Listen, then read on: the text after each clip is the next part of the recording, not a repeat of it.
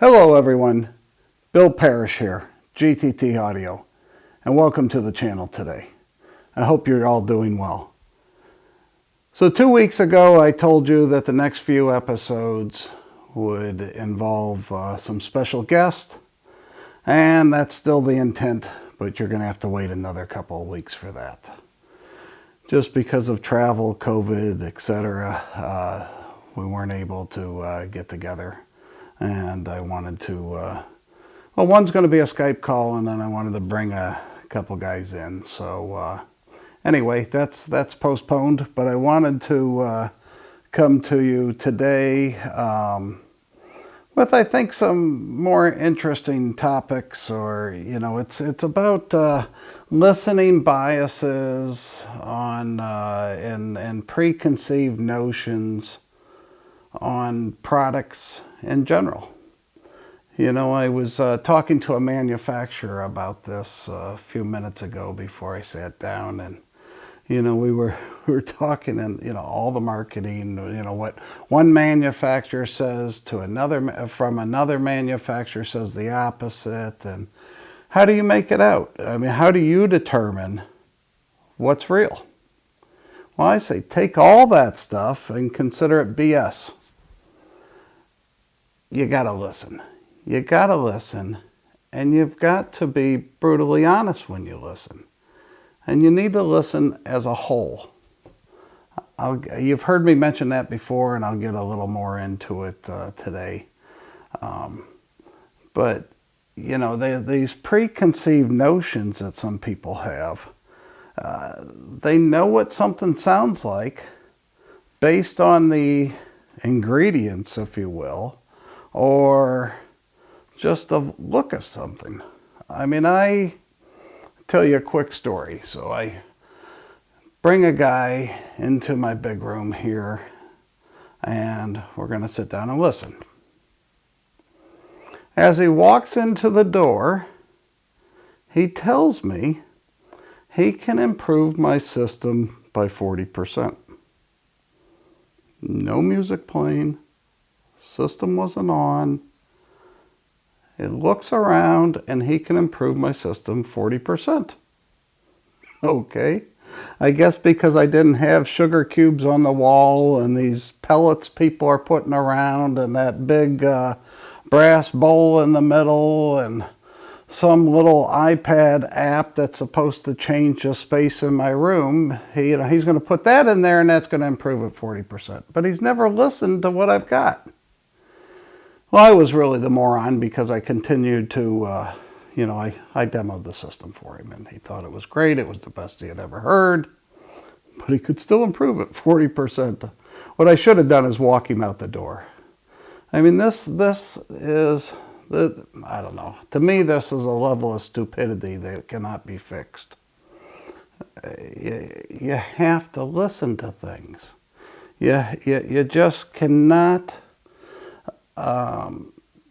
look at something and know what it sounds like. This is a industry, a hobby, and it's a bit of a art form and science that you know, that you have. I mean, after all, it's all about these two things.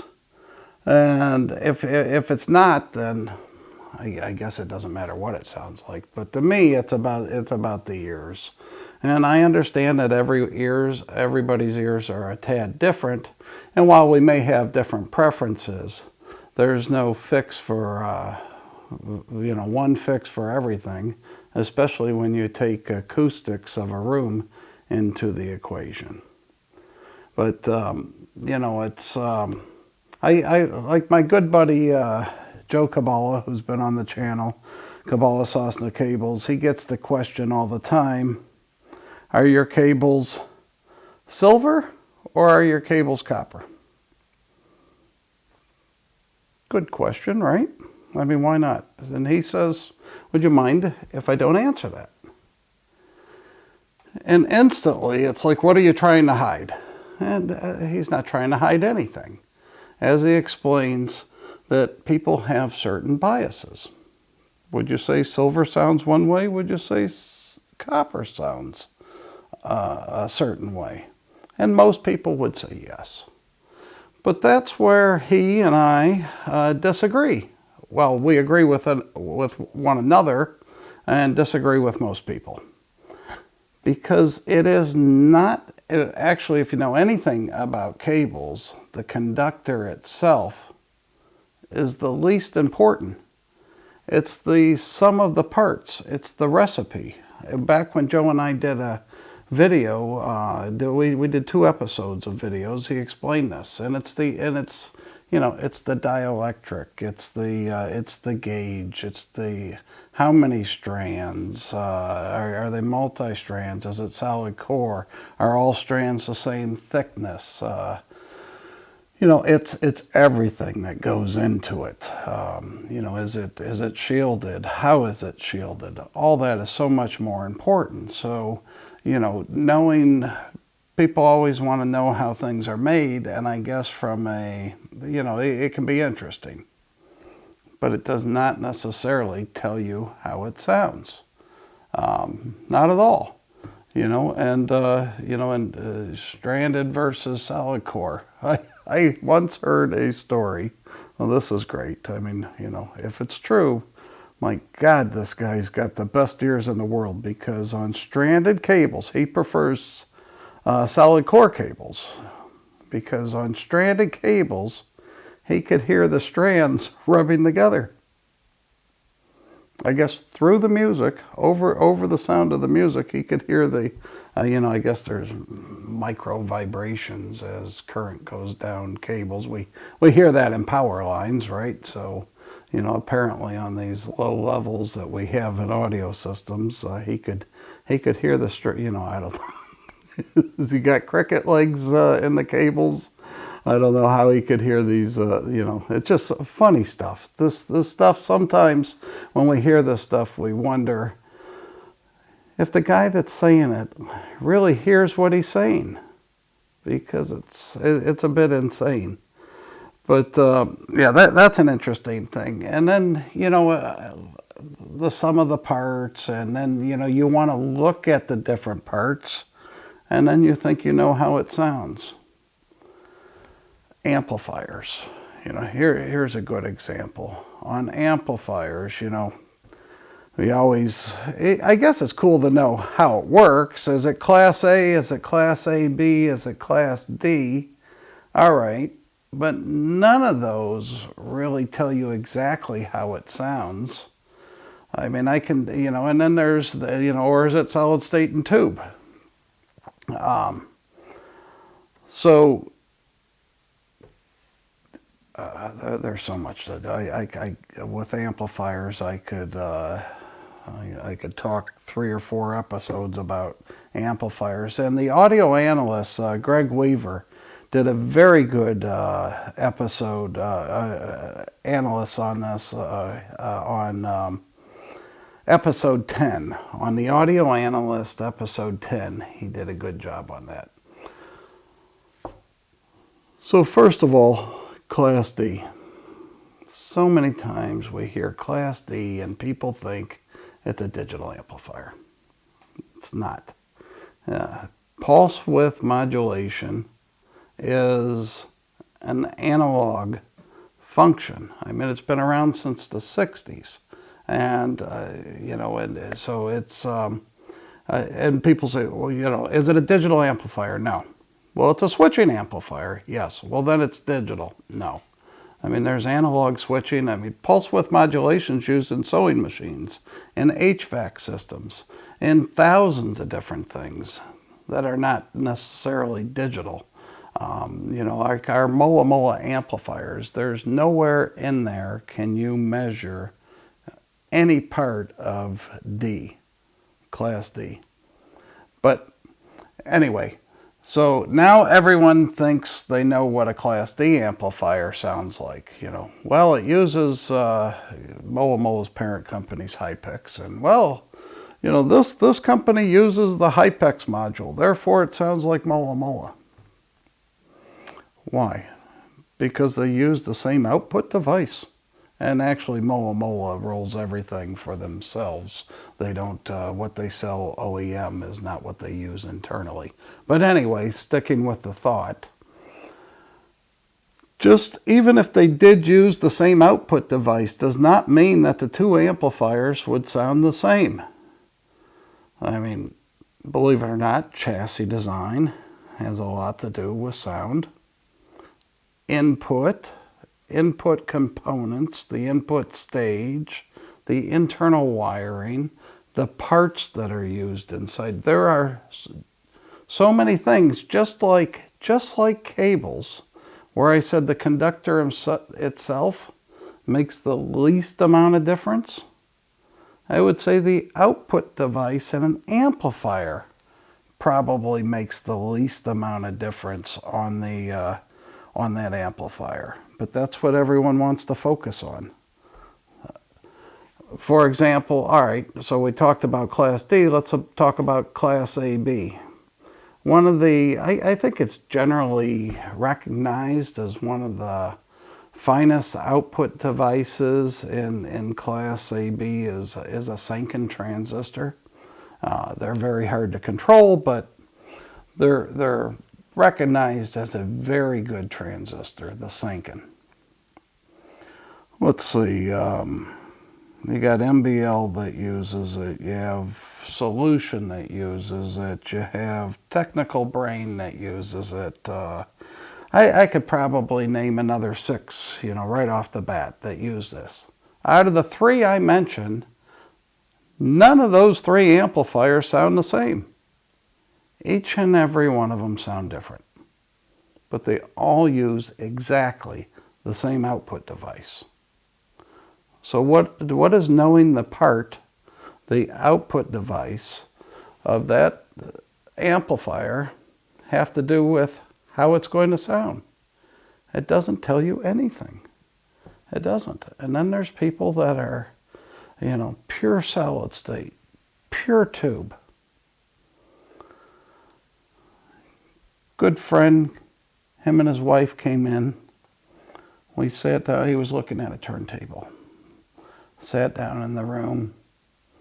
We listened for 2 hours. Just having a blast. Doing A-B comparisons of old mono blues versus stereo blues, and just played. It was more, it really wasn't a demo session, it was a listening session and a lot of fun. It was one of those, it really wasn't even a business thing, it was more of a social thing. This guy is 100% tube. Tubes throughout the entire chain. Would never, ever consider solid state. We were listening to the Kronos turntable, I believe. Maybe it was the Brinkman at the time. I think it was Kronos. Anyway, at the end of the listening session, he said, well, I guess I should ask, what is the rest of this equipment that we're listening to? Which I never brought up because we were here for the turntable and I know his preferences towards tube. And I said, oh, it's AudioNet. I imported out of Germany. And the response was, well, it's tube, obviously. There's no tubes in AudioNet. It blew his mind. That, had I had said that it was solid state up front, the listening session for him would not have been nearly as enjoyable. In fact, probably would have played a record or 2 and been done with it. But AudioNet's got this amazing action in the mid-range that only the very best tube equipment does, and then it's got the advantages of solid state as well. So, it sounds like real music. I found that, talk about a pat on the back and a true testament to the performance of AudioNet. Where a die-hard tube guy assumes it's tube. It was doing its stuff, right? I find that a pretty cool little story. So had I told him that, this is what I'm talking about. Biases, just be true to yourself and go in with an open mind. Otherwise, why bother? You know, and you have to learn to listen. I'm not going to tell you how to live. You need to learn how to listen brutally honest. And what I mean by that is to get rid of those biases. Or even if you love the looks of one component, but you despise the looks of the other. But listen to them blind. Listen to them and really open your ears to listen rather than listening with the mind. Because I do know that a lot of people, listen with the mind. When you get into turntables, I mean, oh my God, there's a ton of biases there. You know, are we fixed suspension, suspended suspension, rim drive, direct drive, idler wheel, asynchronous motors, stepper motors, DC motors,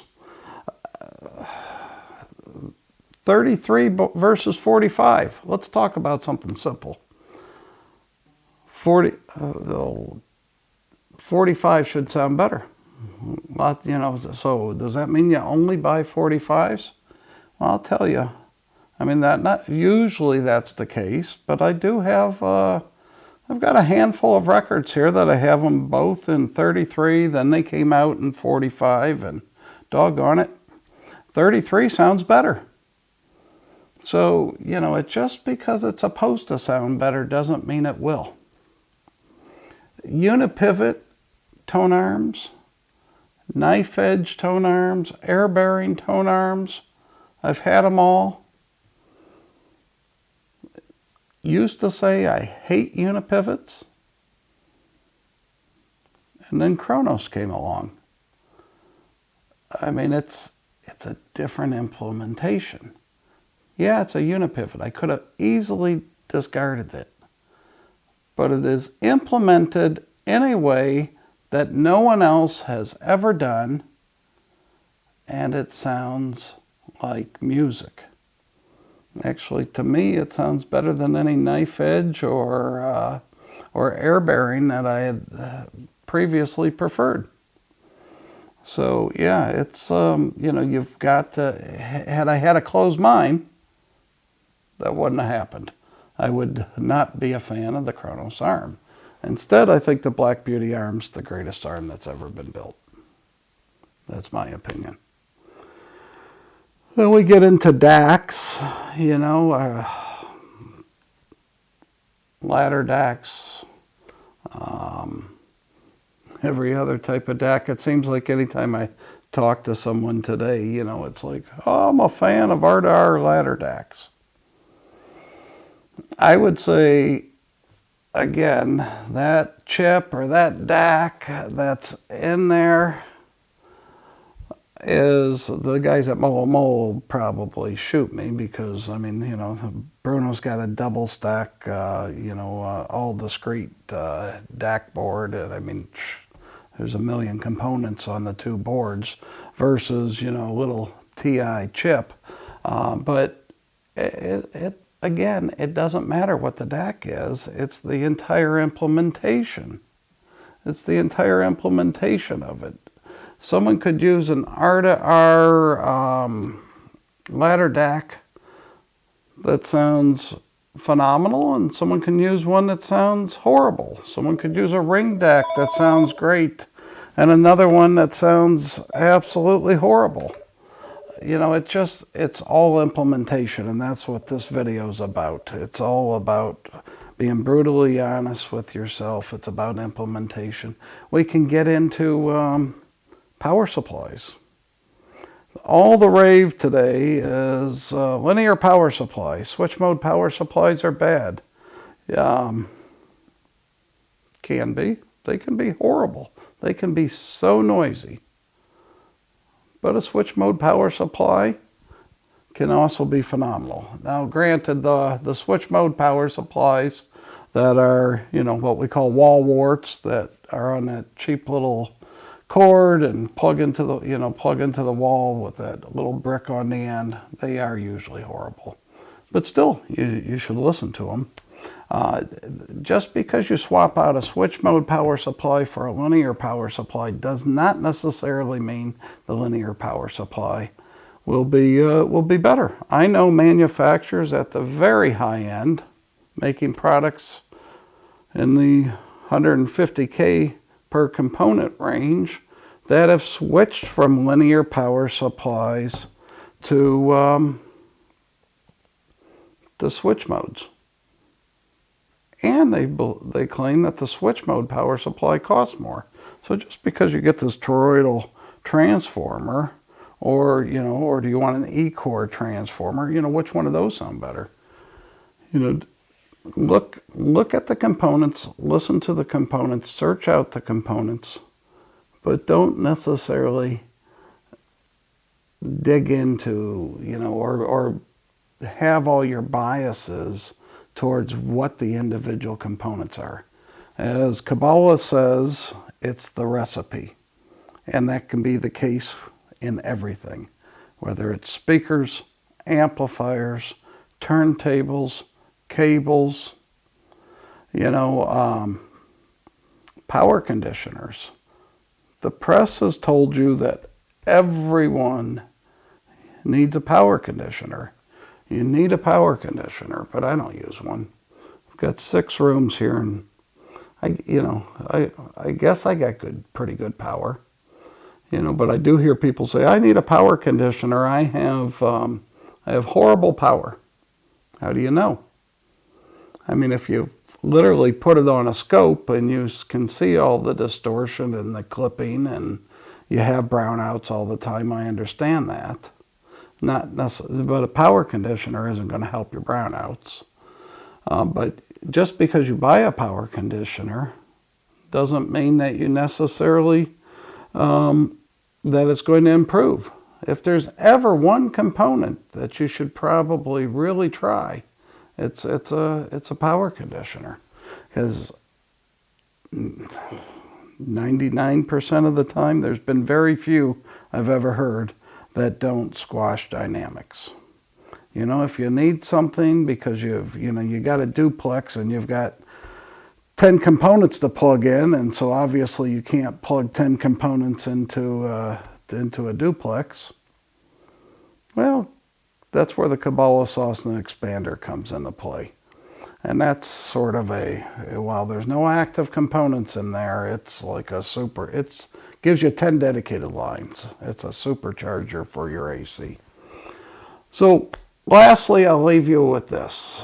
I've many times have talked about listening as a whole. And I don't know if it was last week or a couple weeks ago, I talked about how, reviewers, and they need to listen this way, but reviewers listen like reviewers, and when they are reviewing, hopefully they get out of it when they're listening, but when they're reviewing, it's, this is the best mid-range I've ever heard, but bass and top end is crap, but it's good mid-range, or the sweetest highs I've ever heard, and the rest of it falls apart. It's they dissect it. Don't fall in. That's fine for reviewing. That's fine to understand. I mean, how else are they going to write about it? So this is great for reading. It's great for reviewing. It's great for explaining. But when you're actually listening to your system, listen to it as a whole. Everything. And let that music fall over you. But, let me give you a little example of listening as a whole versus listening for individual little things. There was a manufacturer who was he manufactures tweaks, a true tweak meister, if you will, was listening to a piece of music, and in the back sound stage at a certain part, there was this triangle strike during the piece of music. And he loved that he could hear that triangle strike.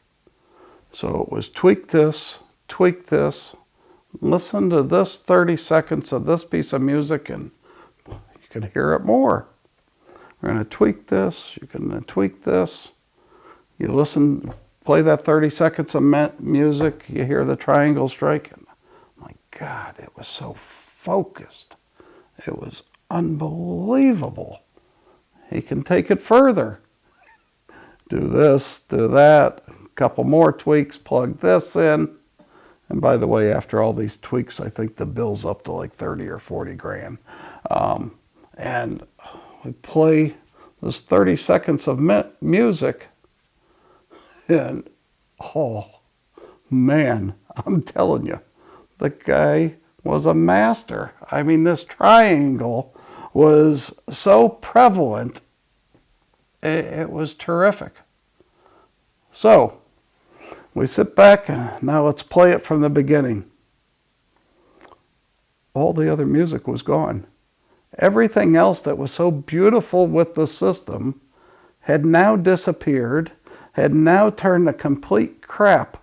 But I'll tell you what, we could hear that triangle better than we ever could. This taught me, and this is going back, I mean, this is in the early on, late 90s. It's like we choked everything else so we could make this one instrument, not even really, I mean, you know, a little triangle. This one 10-second clip of music sounds so amazing, but the rest of the system went to hell. Well, obviously, I mean, I don't need to tell you, he didn't get his 30 grand, and he took his tweaks back home with him. But, you know, be careful of that stuff when you're tweaking.